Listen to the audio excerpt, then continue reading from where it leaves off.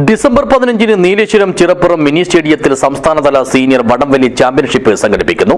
ഇതിന്റെ മുന്നൊരുക്കങ്ങൾക്കും നടത്തിപ്പിനുമായി സംഘാടക സമിതി രൂപീകരിച്ചു.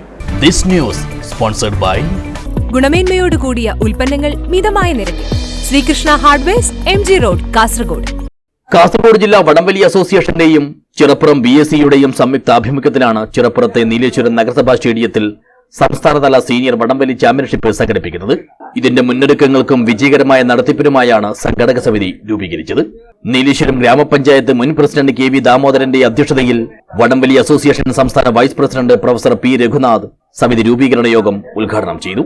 അസോസിയേഷൻ സംസ്ഥാന ജോയിന്റ് സെക്രട്ടറി പ്രവീൺ മാത്യു, നഗരസഭാ മുൻ councillor AV Surendran, sports council executive committee അംഗം Anil Bangalam, Nileshwaram press forum president Sethu Bangalam, K Raghu, KV Abhilash, OV Ravindran, Gopinathan, CK Chandran തുടങ്ങിയവർ സംസാരിച്ചു.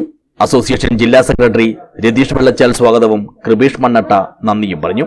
സീനിയർ പുരുഷ മിക്സഡ് വിഭാഗത്തിലാണ് വടംവലി ചാമ്പ്യൻഷിപ്പ് നടക്കുക. സംസ്ഥാനത്തെ 14 ജില്ലകളിൽ നിന്നുള്ള 420ഓളം കായിക താരങ്ങൾ മത്സരത്തിൽ മാറ്റുരയ്ക്കും. സംഘടക സമിതിയുടെ ഭാരവാഹികളായി PP മുഹമ്മദ് റാഫിയെ ചെയർമാനായും, MV സുരേന്ദ്രനെ വർക്കിംഗ് ചെയർമാനായും, അനിൽ ബംഗളത്തെ ജനറൽ കൺവീനറായും തെരഞ്ഞെടുത്തു. News bureau, Nileshwar.